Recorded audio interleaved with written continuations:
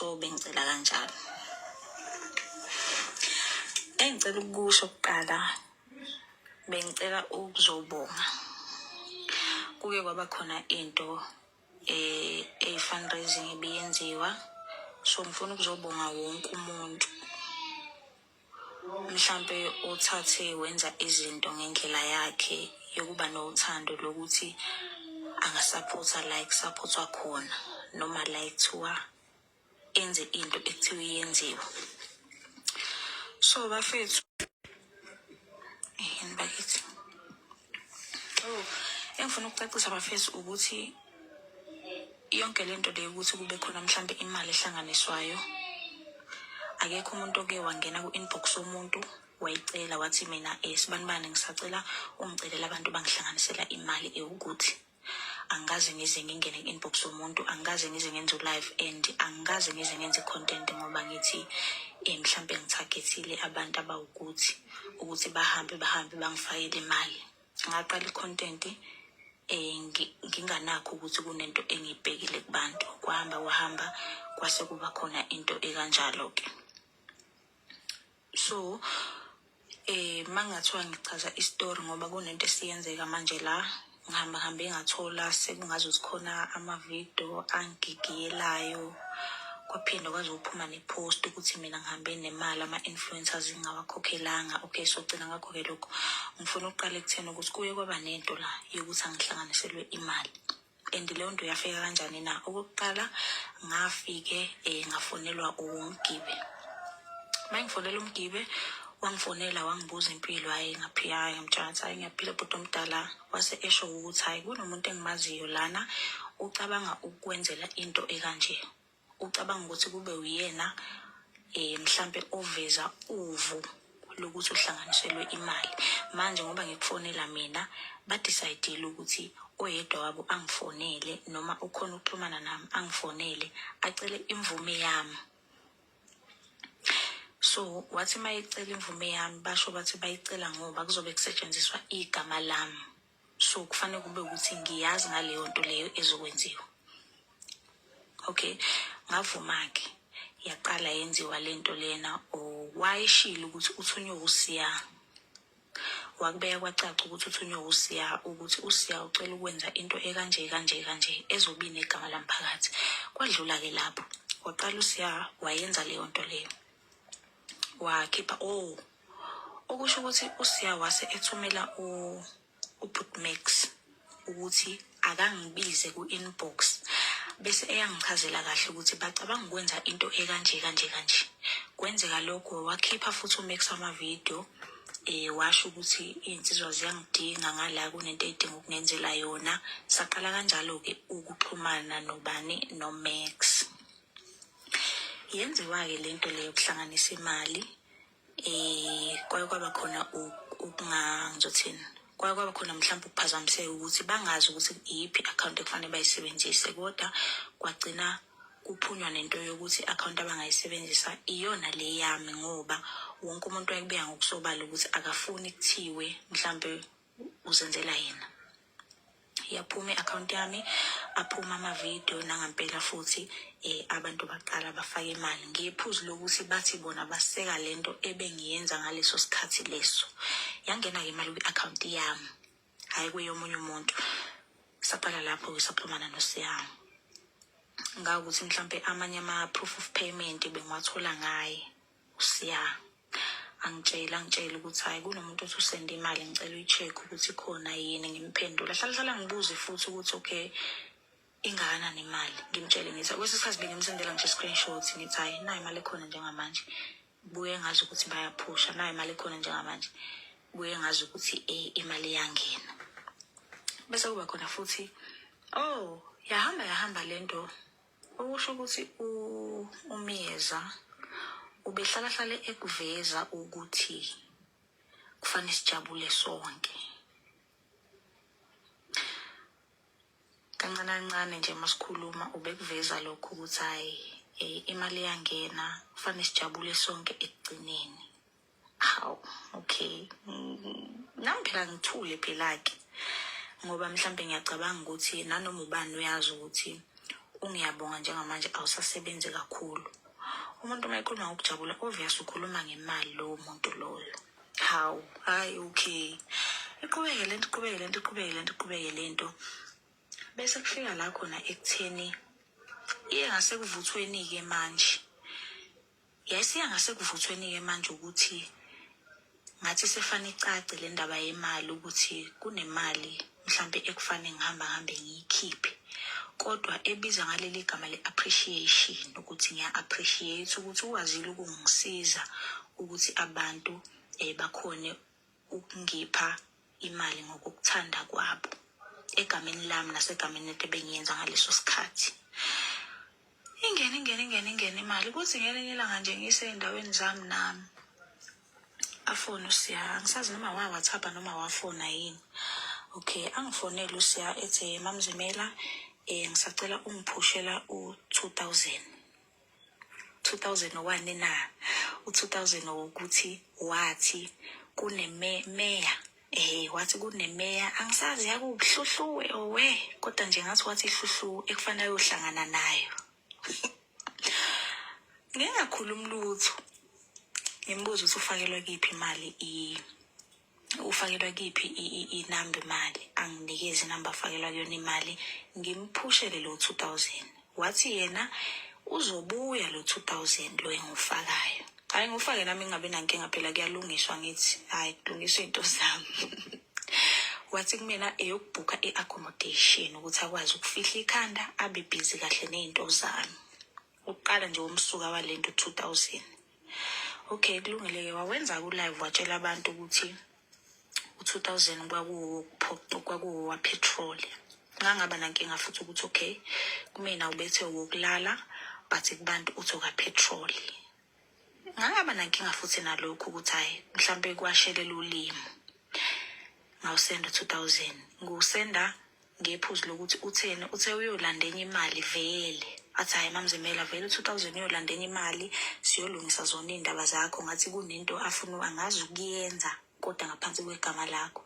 Ngawusenda 2000 wahamba kanjalo. Yaqhubeka futhi lento le. Yaqhubeka futhi yenzeka indaba yokufaka kwemali. Hlala ngibuze futhi hayi sekuyimali engithamara ngimtshele ngisendele screenshot ukuthi hayi sekuyimali engaka manje imali engaka. Iqhubeke futhi indaba yokuhamba kwemali bayifaka abantu. Manje-ke la esifike kwasekuba khona ungazwani khona kahle. Uthe eselokhu eyikhuluma le ndaba le yokuthi kufanele sijabule sonke. Wayikhuluma ngangaba nankinga nayo. Anginankinga nokukhipha imali.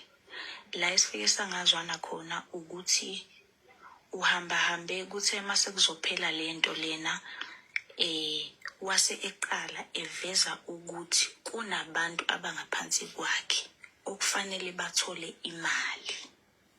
Hawu ngambuza ngathi mina kodwa phela wemiyeza ngoba mina umuntu ebengicommunicate naye uwena kuza kanjani ukuthi uze ukukhiphele mina lokho ukuthi kunabantu abangaphansi kwakho ebebekuphushela umsebenzi. Ngambuza nje kanje ukuthi kuza kanjani ukuthi bese kube ngazothi kunabantu mhlambe bebeqashiwe ukuthi baphushe umsebenzi noma ngabe kuthiwa mhlambe ikhona imali yokukubonga engikunika yona ukuchaza ukuthi kufanele ngiyenze ngiyiphinde kathathu na. Kwaqala lapho kwangazi ukuthi kunokuhilizisana ngoba uhambe wafaka abantu waze wababala. Engicabanga ukuthi mhlambe naye lokhu uyakwazi iqiniso nje lemsulwa wathi yena kunoButumex obemsiza kufana athola ukhadi. Wathi ngicabanga ukuthi ubhuti naye uthe ukukhula ubhaka wathi wathi bathatha abantu kulento le. Ngayibuza ukuthi okay mangase kuthiwa ke ngiyambonga umyeza mhlambe lethe ngimfakela 5k wokumbonga phela njengoba esho because nami ngiyazi vele ngiyabonga usasebenza kusebenza imali njengamanje. Kusho sifanele ngithathe lo 5k ngiphinde kathathu ngoba phela bathathu manje. Kufanele ngifike ngithi 5k wakhe ngithi 5k kaMax ngiphinde ngithi 5k kaBhaka futhi. Oh hayi ngaphinde futhi ngakuziba lokho Nkosi yami. Ngoba nina phela kuthiwa appreciation. Mabeshu ukuthi udrink. Kuthe mayiseqala ngifakela abantu kwayimanga ekhuluma noMax. uMax bengivele ngixhumana naye ngoba saqala ukuxhumana ngenkathi kade ethe angivele ku-inbox.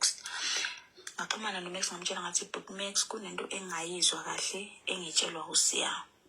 uSiya besikhulumile naye ukuthi akuveze ukuthi wonke umuntu kufana ajabule. Kufanele kube khona into engimbonga ngayo, lokho wakuveza. Kodwa manje ubengakaze angitshele ukuthi entweni engizombonga ngayo kufanele ngiyiphinde kathathu. Okay, kwaqala kwaba khona ukuhelezisana kodwa ngase ngamtshela kuMax ukuthi into edala ukuthi ngikhulume nawe ingoba wena ngicabanga ukuthi umdala kunoSiya. Mhlambe ikhona indlela ongayibeka ngayo, ngi-understand nami ngiyizwe ngoba akusiza ukuthi abantu babe nalento yokuthi safakela uThamara imali engaka wayenzani.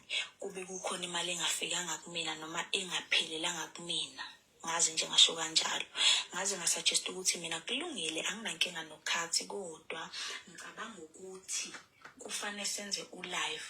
Makuwukuthi mhlawumbe sifike ku-20,000 kufanele ufike ngowenza ulive ngibone bese ngiyasho ukuthi sihlanganise u-20,000 kodwa imali ifike kumina u-10. Wala waphetha-ke uSiyabonga, angazi noma uSiyabonga noma ubani. Wala waphetha kumeze yokuthi ngithi mina cha asiyenze nje ngeqiniso, ngithi nami ngibonga kubantu ngibonga into engiyaziyo. Ila iqale khona ukuthi kube ngazukuthi-ke asisaxhumani kahle. Ngase ngakhuluma noMax. Le ndaba le ye-voice note kaBhuti Max iqala lapho ekutheni la afike wayona khona uMax mangibuka ngicabanga kwami. Ngithe mangimtshela ukuthi hayi Bhuti Max ngoba vele uSiya kunemali ake wayithatha kumina wathi uzoyibuyisa. Ngicabanga ukuthi akabuyise yona-ke kuqala. Siqale khona lapho iqale ibuye kuqala mise-ke siqhubeka no-drink. Kwakuthi-ke mangaza kuMax lokhu ukuthi hawu kuno-2,000 ongakuSiya kodwa futhi wenza kanje. So la ngicabanga ukuthi uylahle khona mina uBhuti omdala uMax ukuthi ethi mayizwa indaba ya-2,000 bese ethi mina bengicabanga ukuthi ngizokhipha 2,000 we-drink out of imali engaka. So njengamanje vele izwakala ngazi ukuthi kwanaye ubekhalela lokho ukuthi mina sengaze ngibonge umuntu ngo-2,000 out of 50,000 noma out of 100,000. So ingakho seyivela ngazi ukuthi naye ubenephesenti lakhe. Ngase ngimbuza Bhuti Max, mawukhuluma ngodrink ukhuluma ngento engakanani? Wathi uBhuti omdala uMax kuzodependa ukuthi sihlangene emalini. Ngaze ngathi mina adlali la Max, ngicela ungitshele wena ukuthi mawukhuluma ngodrink ukhuluma ngento engakanani. Kwacaca ukuthi lowo mbuzo loyo naye mhlambe uyamgiga lapho nalapho akakwazi ukugagula imali. Kodwa wasukelwa yimina ngephuzu lokuthi ngangifuna uku-understanda lento eshuwo Siya ukuthi ungabe unolwazi layo ukuthi uma ukuthi ngikhipha udrink ka-5,000 ngonikeza uSiya kufanele ngikhiphe 5,000 kufanele ngikhiphe 5,000 about 3. Because now ngifuna ukuyi-understanda lapho ukuthi okay so kune-team ebikhona ngaphansi kwaSiyamiza engavelanga kumina because mina umuntu ebengimazi uyena kuphela kanti yena unabantu abangaphansi kwakhe. Yadlula futhi lapho ngahamba ngaye ekhaya ngoba vele kuye ekhaya into ebengivele ngiyihlelele vele ukuthi ngoMarch ngiyahamba ngekhaya kunesidebe efanele ngoyilungisa. Ngahamba ngaye ekhaya kuthe ngesonto kuthe last week ngabona ivideo kaBhuti omdala. Wangigigiyela ngangaba nankinga nalokho mhlawumbe no 4-5 days or 6 angazi. Ngakubuka nalokho ukuthi ngayibuza ukuthi awu engabe sisuka phi lento le. Kodwa ngase ngisheshe ngiyayifica emqondweni ukuthi okay okungenzeka ukuthi izinto azenzekanga ngendlela mhlawumbe bebelindele ukuthi zenzeke ngayo. Ingakho esebona ukuthi kufanele ngijikela phambi kwabantu noma sekufanele angigigiyele ngamavidiyo phambi kwabantu. Ngakuthulela futhi lokho benganankinga nakho.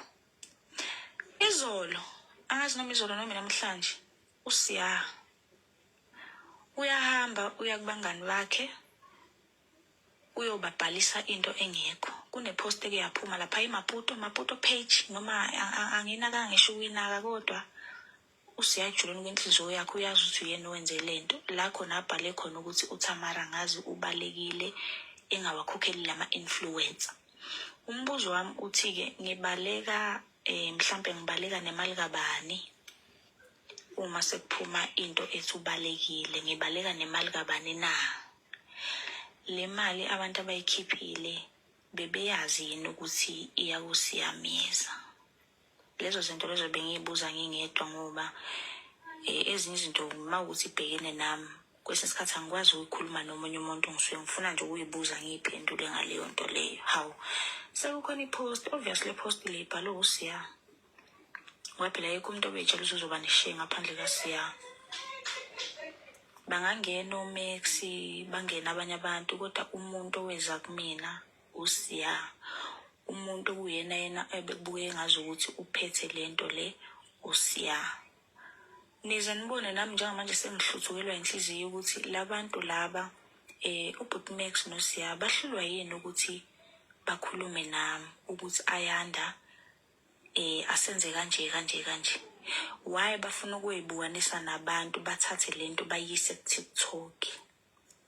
Nami ngumuntu ngahluthukelwa inhliziyo nami ngaphosta la ama-voice notes ukuthi kucace kahle ukuthi umsindo ongaka asebewenza ngama-video uqhamukaphi. Ngoba kucacile phela ukuthi okay, into edala lo msindo le ingoba mina angiyenzanga lento ebebelindele ukuthi ngiyenze ngesikhathi ebebefuna ngiyenze ngaso. Sunday bengisekhaya. Sakhuza ngamadoda. Sunday bengisekhaya wangifonela uSiya. Wathi wangibingelela wase esho ukuthi hey ngiyezwa kuthiwa bakubona eBhalitho. Ngabuza ukuthi mina information ebingahambi zifike kuwena lo ukuthi bengiseBhalitho bengicashile yini eBhalitho na ngoba phela ngingasekhaya lapho bengisedolobheni.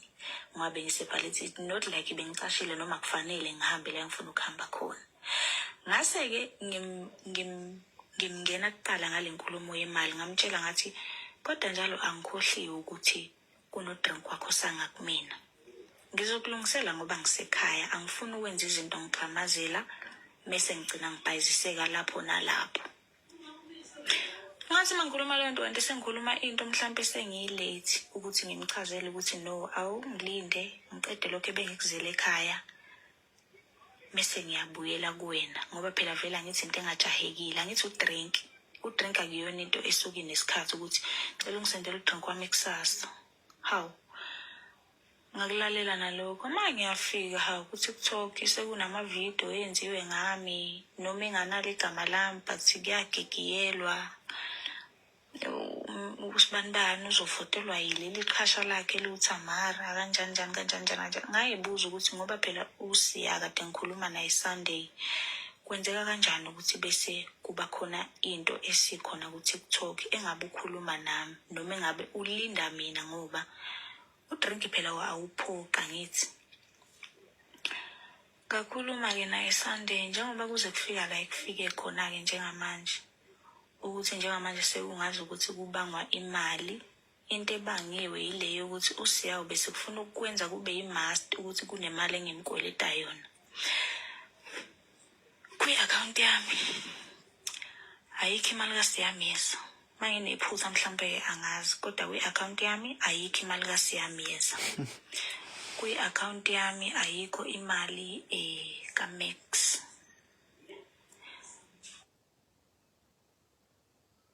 Engakusho nje lokho so ngokucabanga kwami ngicabanga ukuthi phakathi kwabo akekho umuntu engimkweleta imali.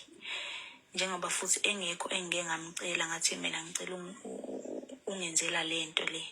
Ngidinga imali yazi ngilambile isiswini cha lokho angikaze ngize ngikwenze futhi naye ngikathi ngiqala i-content angikaze ngize ngicabanga ukuthi kuyohamba kuze kufike la kube khona imali mhlambe eshawayo kuthiwa hayi sifuna ukujabulisa usibanibani kube ukuthanda kwabantu and abantu imali bebeyikhipha ephuzwini lokuthi bazwe kuthiwa iza kumina.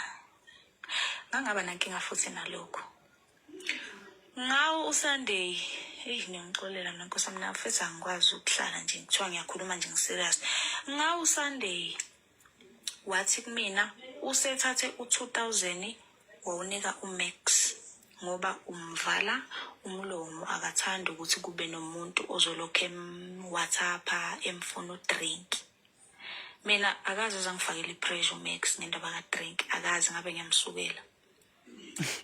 Nale ndaba yokuthi u-2000 emncane ku-50k yangena ngoba ngicabanga ukuthi kwakuyinkulumo eyayikhona ngaleso sikhathi, kodwa akaze nje zithi ayanda ngicela imali. Umuntu okubeke ngokusobala ukuthi udinga imali and udinga imali udinga iphesenti ngokwemali engiyitholile uSiya Nkosi yami. Uyena umuntu obekwenza cace lokhu ukuthi yena udinga imali. Wathi-ke usethathe u-2000 ephaketheni lakhe wawunikeza uMax ngoba ubalekela ukuthi uMax mhlambe alokhu WhatsAppa elokhu enza zonke lezo zinto emfuna udrink wakhe habe. Okay, ngivume lokho ngithi mina hayi wenze kahle akunankinga. So ngase ngiyayibuza ngingedwa ukuthi okay, uma ukuthi uSiya kuthe sekumele awukhiphe yena udrink wakhipha u2k, okusho ukuthi u2000 awukho omncane ngoba naye ephaketheni lakhe ukhiphe u2000 wawunika uMax. Shuthi vele iyona mali right le 2000 for udrink, uyabona? Yena kahle kahle ngokungitshela ukuthi unikeze uMax u2k wayinika mina iclue yokuthi udinga udrink wamalini. Ngajabula ke nami ukuthi awu sengitholile iclue yokuthi makukhulunywa ngodrink kukhulunywa ngani, kukhulunywa ngo2k ngoba naye uSiya kuthe sekumele uphume ephaketheni lakho 2k, kuthe sekufanele uphume ephaketheni lakho udrink wabona ukuthi kufanele akhiphe u2k. Kungani uma udrink kufanele uphume kumina kufanele kube imali, kufanele kudepend ukuthi kushawe malini, kodwa uma uphume ephaketheni lakhe uyakwazi ukukala ukuthi u2000 okufanele uye kumuntu. Kodwa ke wanganaka ke yena ukuthi unginikeza iclue mina. Ngase ke mina ke ngayigoqa ke ngendlela yami. Ngaze ngatshela uMax ngathi mina hayi phela ke makuthi udrink u2000 kulungile ayikho inkinga. Ngoba vele ukhona lo ogcine ungabuyanga. Sesingawenza udrink.